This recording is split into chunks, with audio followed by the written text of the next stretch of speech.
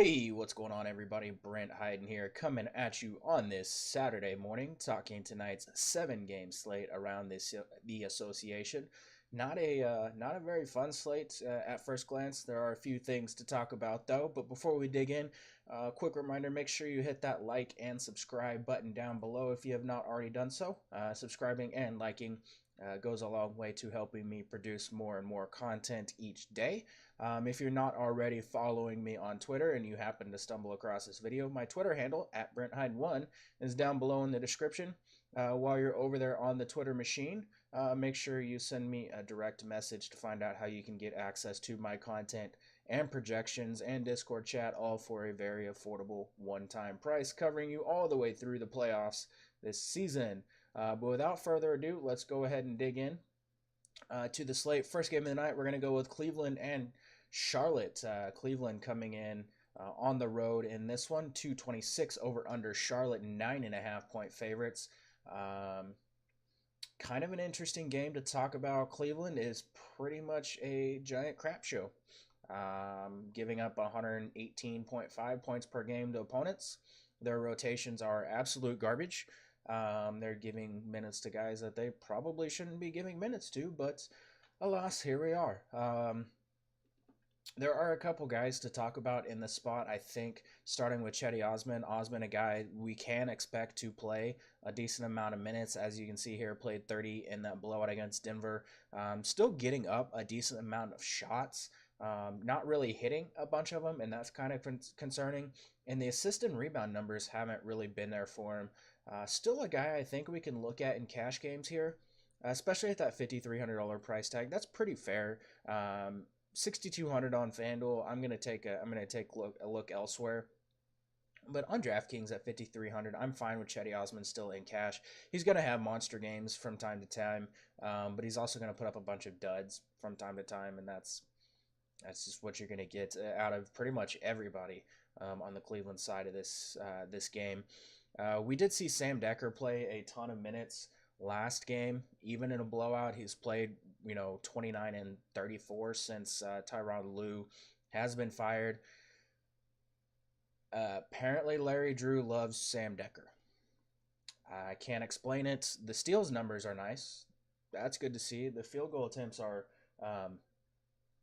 good to see, but it's Sam Dekker, and he's not very good at basketball. And I'm not going to recommend anyone play him. Yeah. Sexton has gotten some run. Unfortunately, some of that has come, at the hands of George Hill being in foul trouble. Some of it has come, with blowouts. But it is still nice to see the field goal attempts and a decent amount of minutes for him. At 4,800, I can't do that tonight. 5,100, still a hard pass. Like, all these guys are just a little bit too overpriced for how muddy these rotations are still. I will say, if you're looking for, a couple of options to look at, Jordan Clarkson coming off the bench, still not playing a ton of minutes, but 25.8, almost 26% usage rate whenever he is on the floor is going to get you, mid to low 20s most nights, and he does have upside. If he can just get a couple more minutes, you can see 14, 15, 10, 12, 14, 12, 14, 15 field goal attempts in all these games. Like, a dude that's shooting that much has some appeal, especially in a game where there is a lot of points projected to be scored. So Clarkson, pretty much the only guy I have a ton of interest in outside of Cedi Osman. And Tristan Thompson, he's getting minutes. That's good to see. Unfortunately, they're coming at the expense of Larry Nance.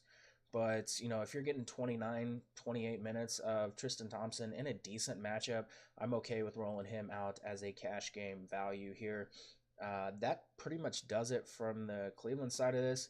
On to the Charlotte side, Kemba Walker, coming off a couple down games. I absolutely love him in this spot. Expect him to bounce back. He's a core option for me today. You're not going to get Cleveland doesn't have the personnel to, aggressively double him like Oklahoma City did and force the ball out of his hand.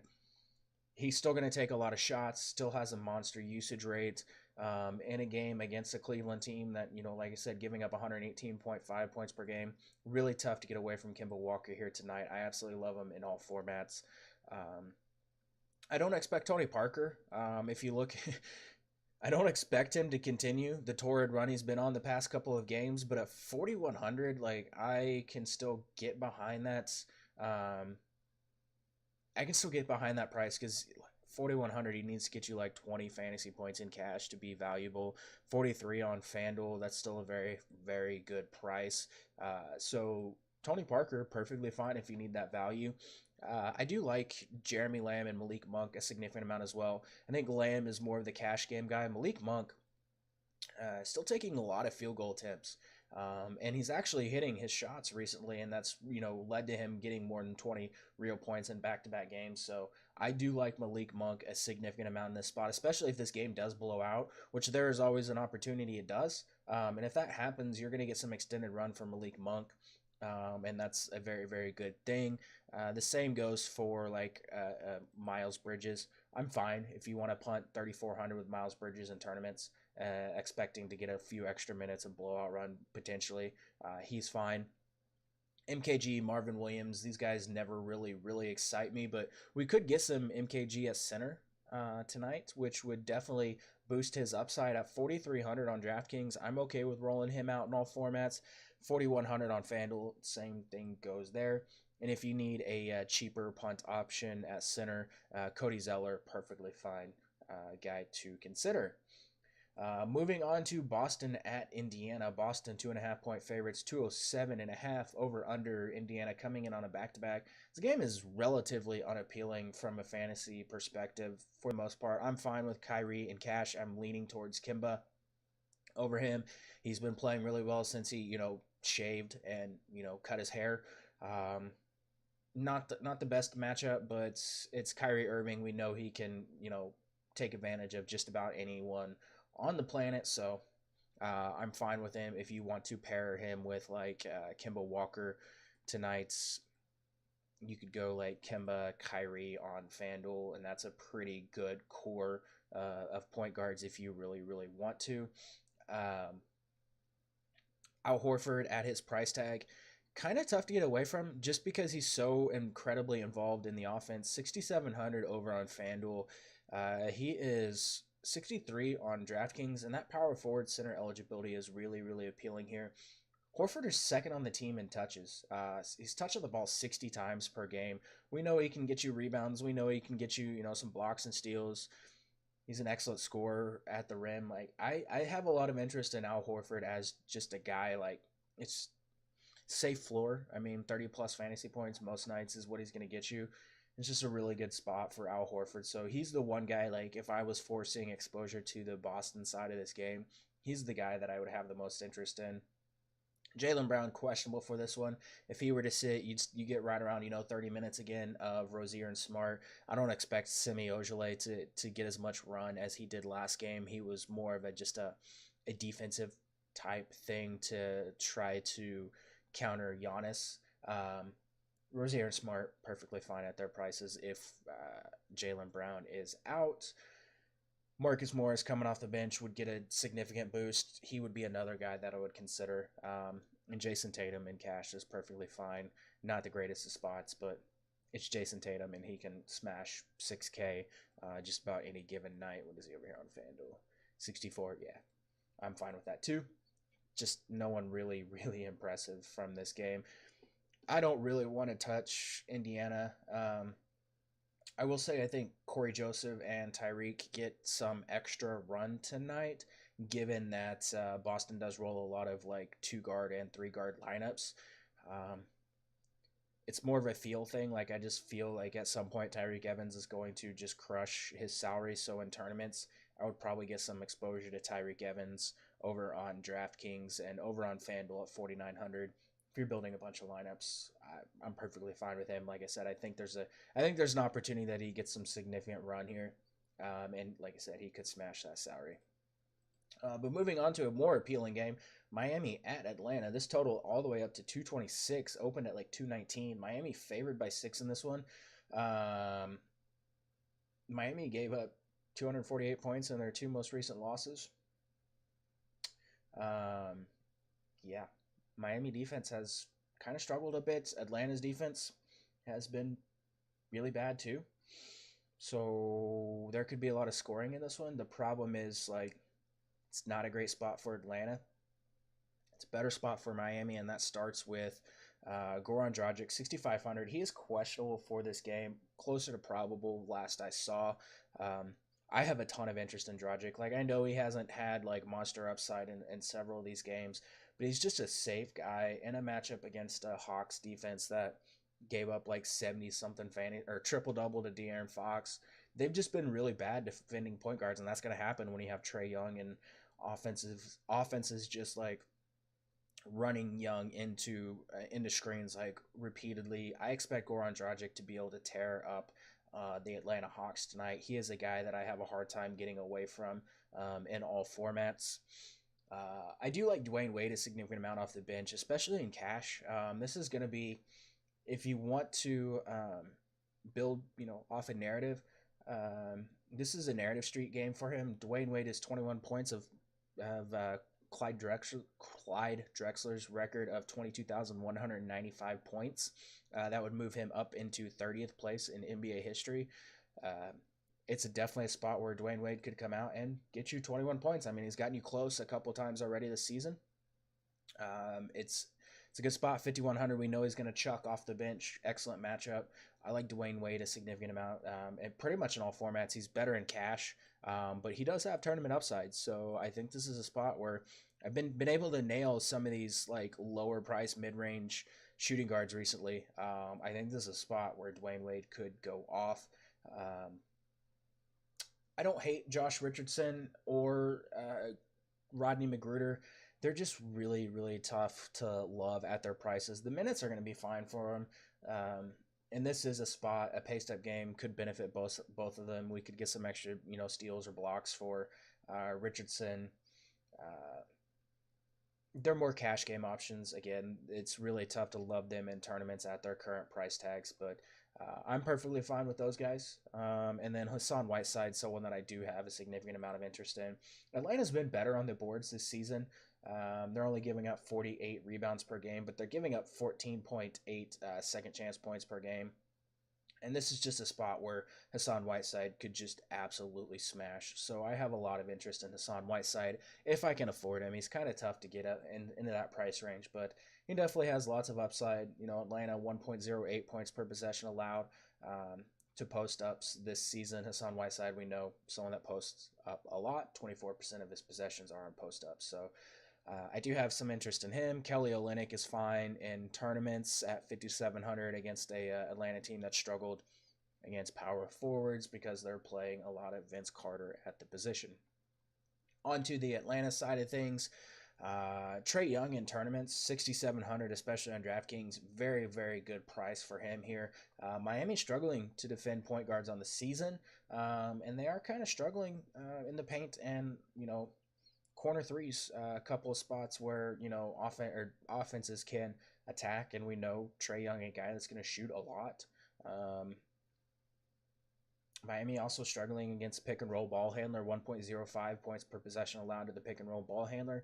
They also really struggle in isolation, 1.58 points per possession in isolation allowed. Looking at Trae Young's numbers, 13.4% of his possessions come in isolation, 3.7 points per game there.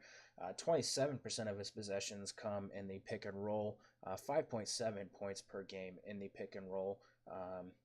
It's a good spot for Trae Young. I have a lot of interest in him, especially on DraftKings and tournaments. FanDuel is slightly more expensive, not as appealing there, but still someone to consider. Taurean Prince, perfectly fine. I'm not afraid of him losing minutes as long as this game stays close. 6,300, that price coming down where it's really tough to overlook him. 6,800, again, kind of tough to overlook him. I still like DeAndre Bembry a decent amount as a mid-range value. The minutes are still solid for him. It's a good matchup. He's going to get you, 20 plus fantasy points most nights with some upside. So I like Bembry if you need to get some cheaper exposure.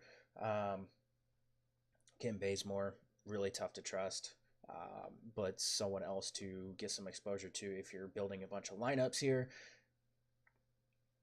Alex Len in tournaments, Dwayne Dedmon in cash. That's where I would lean with those two guys down low.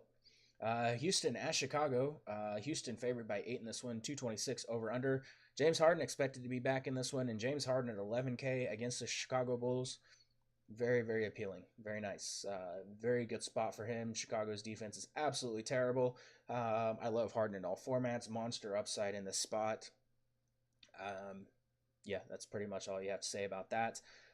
Chris Paul is going to take a slight hit with James Harden coming back, but if you look into the numbers dating back to last season, not as big of a hit as people might think. 1.20 fantasy points per minute last season with Harden, or dating back to last season with Harden on the floor. I still like him a significant amount. Like if you wanted to get some exposure to Houston, and you don't want to pay for Chris Paul or James Harden, 8,800 and 9K, a little bit tough to stomach. But like this is still a spot where Chris Paul could come out and get you 45, 50 plus fantasy points. And with James Harden coming back, it's a little bit better, I think, just opening up the offense and opening up some shots. So I still like Chris Paul a significant amount. James Ennis, a guy, how many minutes did he play last? 20 minutes last night. I like him more on FanDuel where you can punt the position. 3,600, his score gets dropped. A good punt option there. Eric Gordon going back to like a more bench creator role. Tournaments at 5,500 on FanDuel, perfectly fine. I'm probably going to look elsewhere at 5,900 on DraftKings, though. Clint Capella, 22 points, 13 rebounds against the Nets, his fourth straight double-double. People are probably going to hop on board him on this, Capella train tonight. I'm perfectly fine with that. 7,400, still a little bit too cheap, especially with James Harden coming back. 8,400, that's kind of tough to lock in, but this is a spot. Chicago really, really bad on the boards, really, really bad in the paint, and really, really bad against centers. So I like Clint Capella a decent amount in this spot. And then PJ Tucker, a cash game option off the bench, still going to play a lot of minutes, even with Harden coming back. Just a safe guy at 4,600. And then Carmelo in tournaments if you are a glutton for punishment. The Chicago side of this thing, Zach LaVine under 8K, still just a really, really, really solid price for him over on DraftKings. It's the same story every day. Usage really, really high, continues to be underpriced. Kind of a tough fade in this spot against the Houston defense that has not been very good. Even over on FanDuel, 8,400, I'm still okay with that if you expect him to get 40 plus fantasy points, which he has done. They've played 9 games this season, and he's done it 1, 2, 3, 4, 5, 6. So pretty good odds that he's going to get you over 40 fantasy points. So I'm completely fine using Zach LaVine in all formats here. 6K plus for Parker. Tournament only. Not really appealing there. I will say Cameron Payne at 3,900 over on DraftKings. I hate Cameron Payne. I think he's one of those big, giant, floppy, like air balloon things you see in front of car dealerships. Like if you watch him run down the court, that's what he looks like. He's probably going to play 25 plus minutes, closer to 30 if this game stays close and he doesn't suck. The problem is it's Cameron Payne, and more often than not he's going to suck. But I mean, 3,900, I'm willing to take that shot. 4,300 on FanDuel, a little pricey, but again, I think in tournaments he's going to go overlooked there. DraftKings is almost cash game viable. Wendell Carter Jr. continues to be too cheap over on DraftKings. 5,500. This dude has been smashing, even in limited minutes last night. 24 minutes. Oh wow, Goran Dragic is out tonight, so that changes things a little bit. 24 minutes last night, still put up over 30 fantasy points, and this is a spot against a Houston team. They've really struggled down low, especially in the paint. I mean, they did last year too, but 61.6 points in the paint per game allowed, and they are giving up 71.5% shooting at the rim.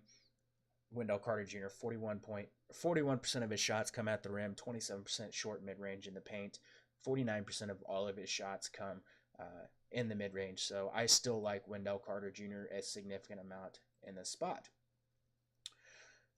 Moving on, I will get back to the Miami stuff here in just a few minutes once we get some news on the rest of the guys. But New Orleans Pelicans at San Antonio Spurs. DeRozan coming in, going to try to lead the Spurs, their fourth consecutive victory. Kind of surprising that the Spurs have actually been pretty darn good, despite their defense being absolutely terrible. DeRozan averaging 27.9 points, 7.3 assists, 36 of 56 from the floor over their 3-game winning streak. His potential assists this season, 11.6. And he has a 28.5% usage rate. This is a spot where I have a lot of interest in DeRozan, even though he's going to draw a significant amount of defense from Jrue Holiday from time to time. It's just really tough. Like, this dude has a monster ceiling. We've seen the 60-plus fantasy point upside. I mean, we've seen the floor, too, 27 fantasy points against the Pacers in 33 minutes. But, like, shut up, Siri. Just a ton of field goal attempts. Gonna play a lot of minutes. I like him in cash. I like him in tournaments, even at 9,400. It's really tough to get away from him. 9,900. That's a touch overpriced, but I still think he can go there. I still love LaMarcus Aldridge in this spot. Pelicans 55.6 points in the paint per game allowed. LaMarcus Aldridge gonna still take a ton of shots. Gonna post up a lot. The Pelicans really, really struggling against post ups. So, like, yeah, I have a lot of interest in LaMarcus Aldridge here. Like, those are the two guys I'm going to be building around if I want to get exposure to this game, which I do. With the 229 over under, San Antonio favored by 3. It's a good spot here for those guys. And Rudy Gay, 6,500, 6,800, more of a cash game guy. Gonna be tough for him to get on top of that salary, but it's a good spot for him. I would not be shocked if they start like a Dante Cunningham in this spot.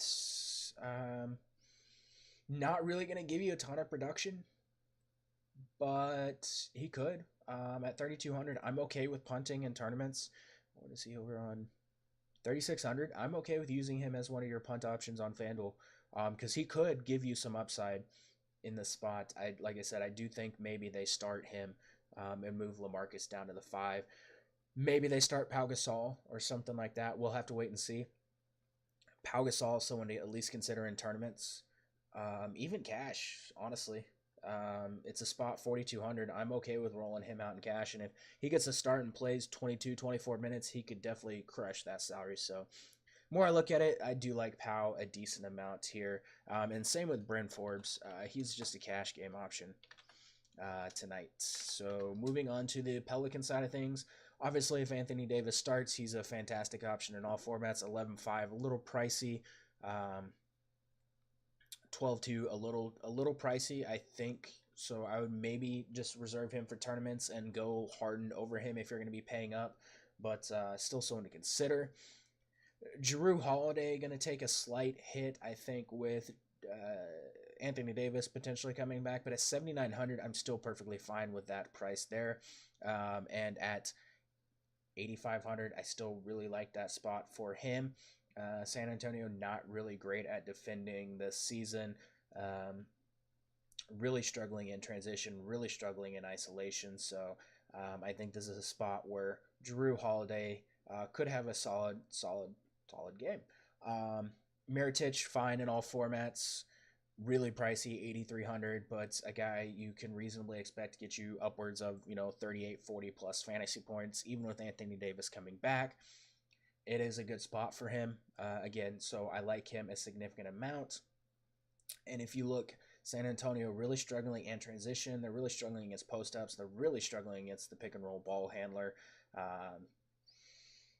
Digging into that kind of play type stuff with Elfrid Payton out, so that kind of takes some of these guys a little bit of a hit. But Jrue Holiday, 20% of his possessions come in transition this season. He's really solid in transition. Each one more, 33% of his possessions so far this season coming in transition. I think Etuan Moore is someone that you can look at in cash and tournaments. Still going to play a lot of minutes. Still going to shoot a decent amount. Obviously, his shot attempts are going to come down with Davis coming back. But San Antonio really struggling against three-point shooters. And if you look, Etuan Moore, 34% of all of his possessions, or shots, I should say, are three-point shots. So Etuan Moore, the last guy that I'm really considering in this spot. Utah, Denver, 211.5 over under. Denver favored by 5 in this one. Donovan Mitchell, questionable. Alec Burks, questionable for this one.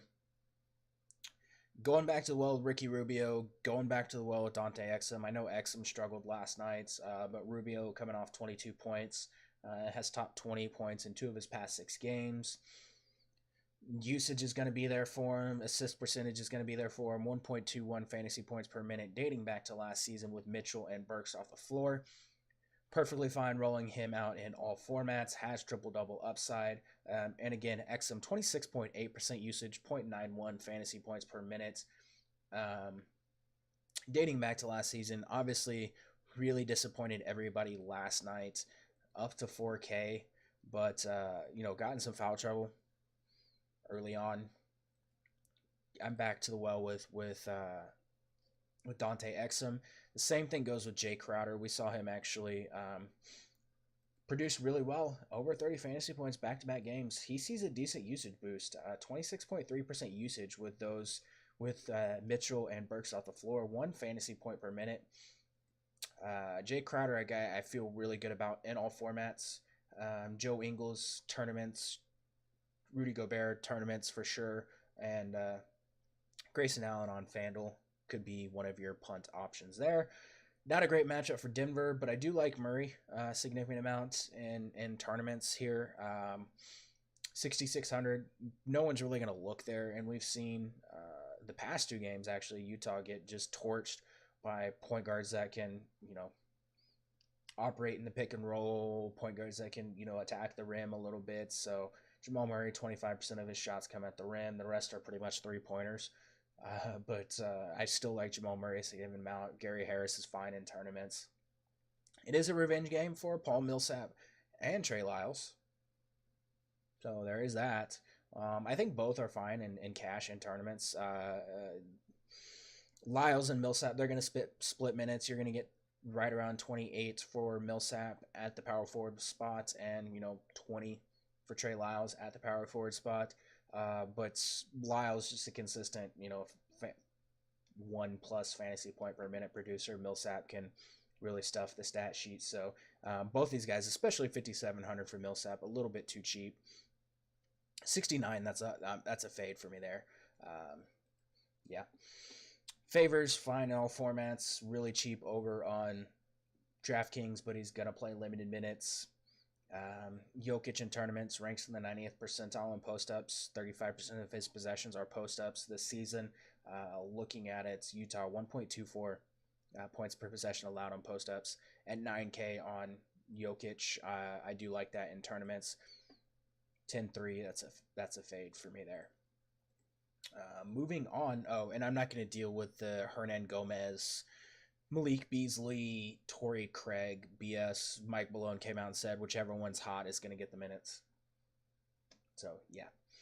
Moving on. Lakers and Portland. 238 over under. Portland 3.5 point favorites. The narrative game for the Lakers. Apparently Luke Walton is on the hot seat. I'll believe that when I see it.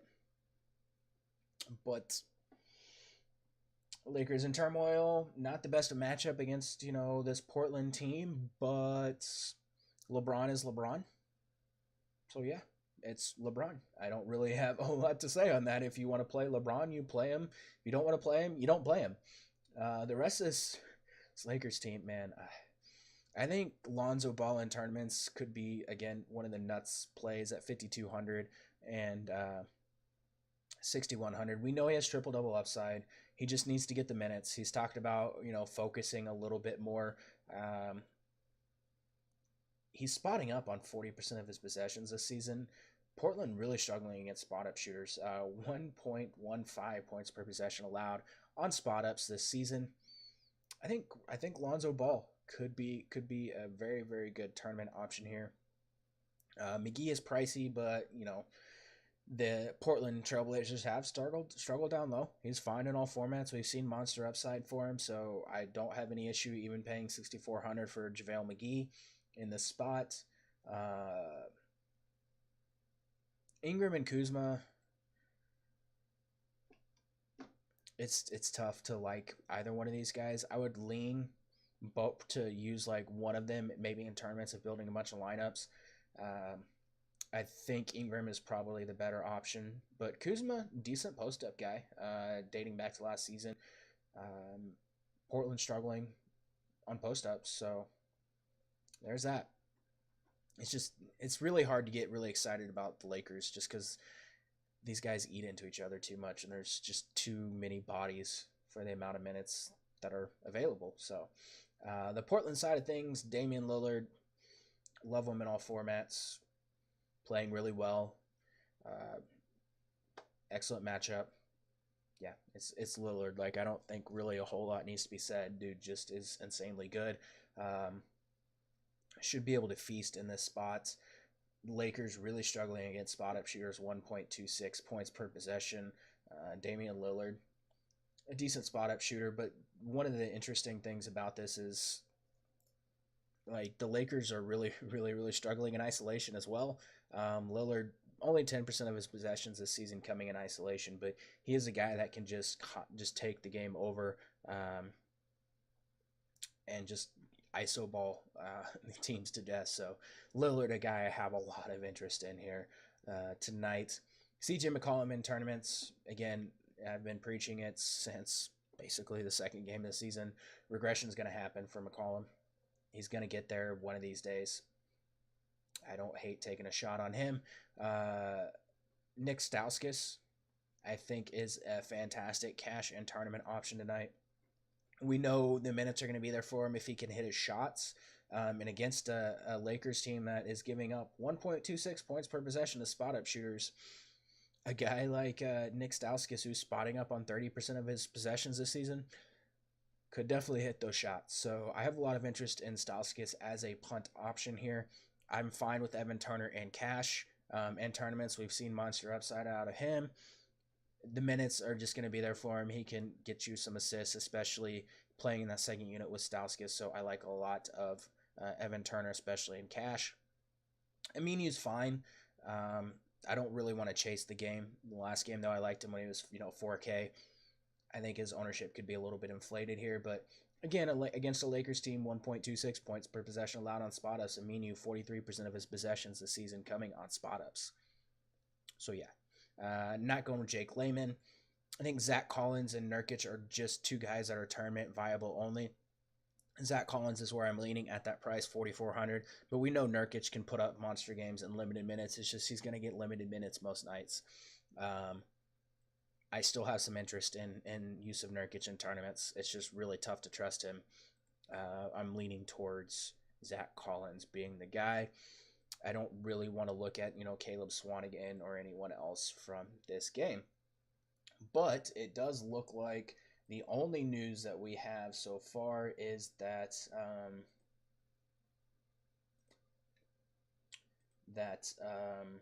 Goran Dragic is the one that's out. So I'm going to do this on the fly here. We are going to take a look and see who the projections like with Goran Dragic being out. Just need to adjust my rotations a touch, so bear with me here.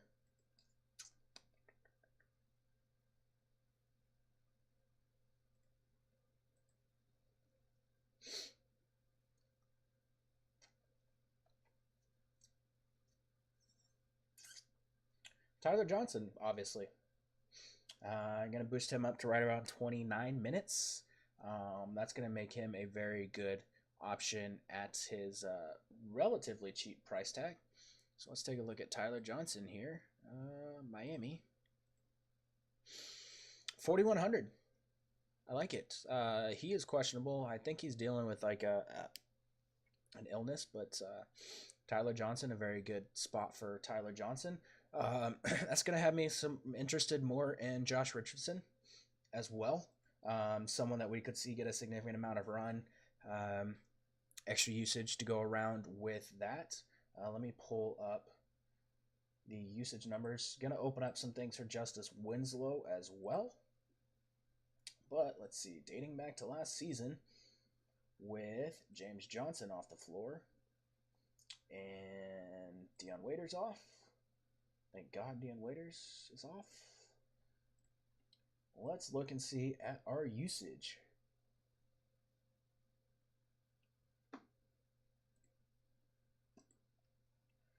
Dwayne Wade, 28.7% usage rates, 1.04 fantasy points per minute. Kelly Olynyk, 25% usage rate, 1.21 fantasy points per minute.